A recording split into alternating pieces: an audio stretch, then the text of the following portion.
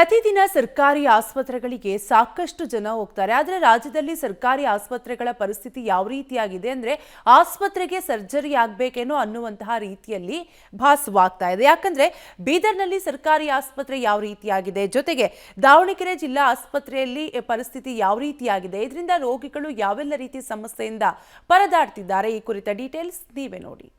ಸಚಿವ ರಹೀಂ ಖಾನ್ ಕ್ಷೇತ್ರದಲ್ಲಿ ಬಡ ರೋಗಿಗಳು ಹೈರಾಣು.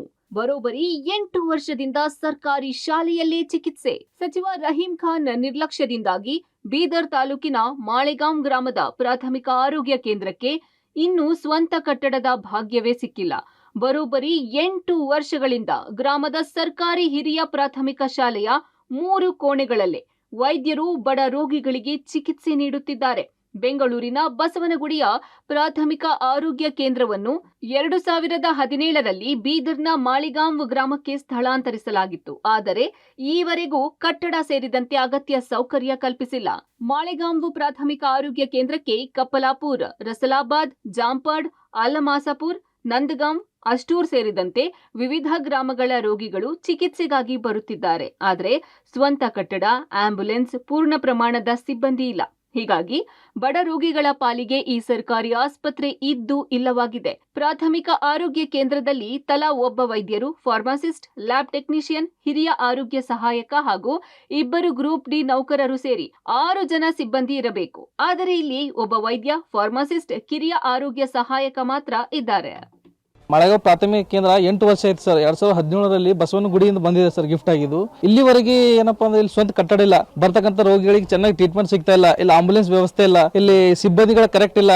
ಒಬ್ಬರೇ ಡಾಕ್ಟರ್ 4-5 ಜನ ಸಿಬ್ಬಂದಿ ಇದ್ದಾರೆ, ಕರೆಕ್ಟ್ ಒಳ್ಳೆ ರೀತಿಯ ಚಿಕಿತ್ಸೆ ಸಿಗ್ತಾ ಇಲ್ಲ ಜನಗಳಿಗೆ. ಬಂದಂತವರಿಗೆ ಬ್ಲಡ್ ಟೆಸ್ಟ್ ಇಲ್ಲ, ಬಂದಂತವರಿಗೆಲ್ಲ ರೋಗಿಗಳಿಗೆಲ್ಲ ಬೆಡ್ ಇಲ್ಲ, ಯಾವುದೇ ರೀತಿ ಎಲ್ಲ ಅಸ್ತವ್ಯಸ್ತ ಇದೆ ಸರ್. ಇಲ್ಲಿ ಕಟ್ಟಡ ಹಳೆದಿದೆ, ಕಟ್ಟಡ ಬಿದ್ದೋಲಕ್ಕಾಗಿದೆ, ಯಾವಾಗ ಬೀಳ್ತದೆ ಗೊತ್ತಿಲ್ಲ, ಎಲ್ಲ ನೀರು ಬಂದೆಲ್ಲ ತುಕ್ಕು ಹಿಡಿತಾ ಇದೆ ಸರ್. ಎಲ್ಲ ಇದು ನಮ್ಮ ದುರ್ದೈವ ಸರ್, ನಮ್ಮ ಮಾಳಗೆ ಕ್ಷೇತ್ರದ ಜನ. ನಮಗೆ ಜಾಗ ಸಿಕ್ಕೇ 6 ಮಂತ್ಸೇ ಆಗಿದೆ. ಮತ್ತು ನಮ್ದು ಪ್ರೊಸೀಜರ್ ನಮ್ಮ DHO ಸಾಹೇಬರು ಆಲ್ರೆಡಿ PWDಗೂ ಫಾರ್ವರ್ಡ್ ಮಾಡಿರಲ್ಲ. ಈಗ ಅದೇನದ ಅಲ್ಲಿಂದದ ಪೆಂಡಿಂಗ್ಸ್. ಹಾಂ, ಈಗ ಅಲ್ಲಿಂದೇ ಕೇಳ್ಕೋಬೇಕು ಅವು ಪೆಂಡಿಂಗ್ಸ್ ಯಾಕವ ಅಂತ. ಇಲ್ಲಿ ನಾವು ಓನ್ಲಿ ಇಲ್ಲಿ ಇದ್ದೇವಲ್ಲ, ಈಗ ಇವರು ಸ್ಕೂಲ್ದಾಗೆ ಇದ್ದೇವೆ, ಅದು ಚೆನ್ನಾಗೂ ಅನ್ಸಲ್ಲ ನಮಗೆ. ಬಿಲ್ಡಿಂಗ್ ಇತ್ತು ಅಂದ್ರೆ ನಮ್ದು ಮಾಡ್ಕೋತೇವೆ. ಬಿಲ್ಡಿಂಗ್ ಅದು ನಮ್ದು ಕೈದಾಗಿಲ್ಲ, ನಾವು ಕಟ್ಟಡ.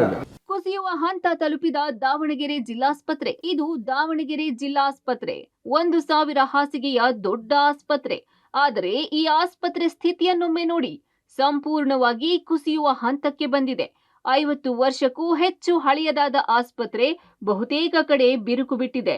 ಇತ್ತೀಚೆಗೆ ಜಿಲ್ಲಾಸ್ಪತ್ರೆಯ ಮೇಲ್ಛಾವಣಿಯ ಪದರು ಕುಸಿದು 2 ವರ್ಷದ ಮಗು ಸೇರಿ 3 ಗಾಯಗೊಂಡಿದ್ದು ಜಿಲ್ಲಾಸ್ಪತ್ರೆಯಲ್ಲೇ ಚಿಕಿತ್ಸೆ ನೀಡಲಾಗುತ್ತಿದೆ.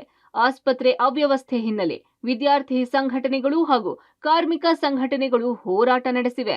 ಅಲ್ಲಿ ಬರ್ತಕ್ಕಂಥವ್ರು ಕಡು ಬಡವರು ಸ್ಲಮ್ಮಲ್ಲಿರ್ತಕ್ಕಂಥ ಜನಗಳು, ಅವರು ತಮ್ಮ ಆರೋಗ್ಯ ಹದಗೆಟ್ಟಾಗ ಆಸ್ಪತ್ರೆಗೆ ಬರ್ತಾರೆ. ಆದರೆ ಎಂಥ ಭಯ ಇದೆ ಅಂದಪ್ಪ ಅಂದರೆ ಎಮರ್ಜೆನ್ಸಿ ವಾರ್ಡಲ್ಲಿ ಇವತ್ತು ಮೇಲ್ಛಾವಣಿ ಬೀಳ್ತದೆ ಅಂದ್ರೆ ಏನಪ್ಪ ಅಂದರೆ ಅವ್ರು ಹೆಂಗೆ ಆರಾಮಾಗಬೇಕು, ಅವರು ಈ ಭಯದಲ್ಲಿ ಇವತ್ತು ಚಿಕಿತ್ಸೆ ಪಡ್ತಕ್ಕಂಥವ್ರು ಹೇಗೆ ಆರಾಮಾಗ್ತಾರೆ.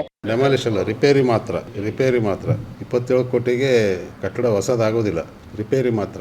ಅದನ್ನು ಈಗ ಏನು ಕಾಲಮ್ಸ್ ಇದೆ ಅದನ್ನು ಸ್ಟ್ರೆಂಥನ್ ಮಾಡಿ ಹೊಸದಾಗಿ ಮತ್ತೆ ಕಾಂಕ್ರೀಟ್ ಹಾಕಿ ರೂಫ್ಗಳನ್ನೆಲ್ಲ ಸ್ಟ್ರೆಂಥನ್ ಮಾಡ್ತಕ್ಕಂಥದ್ದು ಅದೆಲ್ಲ ಗುರ್ತು ಮಾಡಿದ್ದಾರೆ. ಇಂಜಿನಿಯರಿಂಗ್ ಡಿವಿಷನ್ನವ್ರು ಗುರ್ತು ಮಾಡಿರ್ತಾರೆ, ಬಿಕಾಸ್ ಅವರು ಎಕ್ಸ್ಪರ್ಟ್ಸ್. ಅದು ಬಿಲ್ಡಿಂಗಿಗೆ ಏನೇನು ಮಾಡ್ಬೇಕಂತ ನಾವು ಔಟ್ಲೈನಲ್ಲಿ ಹೇಳ್ಬೋದು ಅಷ್ಟೇ. ಇಲ್ಲಿ ಸೋರ್ತಾ ಇದೆ, ಇಲ್ಲಿ ಕಾಂಕ್ರೀಟ್ ಬೀಳ್ತಾ ಇದೆ ಅಂತ ಹೇಳ್ಬೋದು ಅಷ್ಟೇ. ಯಾವ್ಯಾವ ಕಡೆ ಎಷ್ಟೆಷ್ಟು ಮಾಡ್ಬೇಕಂತ ಅದು ಪರಿಣಿತರು ಮಾಡಬೇಕು. ಸರ್ಕಾರಿ ಆಸ್ಪತ್ರೆಗಳು ಬಡ ರೋಗಿಗಳ ಪಾಲಿಗೆ ಸಂಜೀವಿನಿಯಾಗಬೇಕು. ಆದರೆ ಬೀದರ್ನ ಮಾಳಿಗಾಂವ್ ಪ್ರಾಥಮಿಕ ಆರೋಗ್ಯ ಕೇಂದ್ರ ಹಾಗೂ ದಾವಣಗೆರೆ ಜಿಲ್ಲಾಸ್ಪತ್ರೆಯ ಅವ್ಯವಸ್ಥೆ ದೇವರಿಗೆ ಪ್ರೀತಿ ಎನ್ನುವಂತಾಗಿದೆ. ಹೀಗಾಗಿ ರೋಗಿಗಳು ಅನಿವಾರ್ಯವಾಗಿ ಖಾಸಗಿ ಆಸ್ಪತ್ರೆ ಮೊರೆ ಹೋಗುತ್ತಿದ್ದಾರೆ. ಮಲ್ಲಿಕಾರ್ಜುನ ಕುಪ್ಪಿಗುಡ್ಡ ಜೊತೆ ಪುನೀತ್, ಪಬ್ಲಿಕ್ ಟಿವಿ.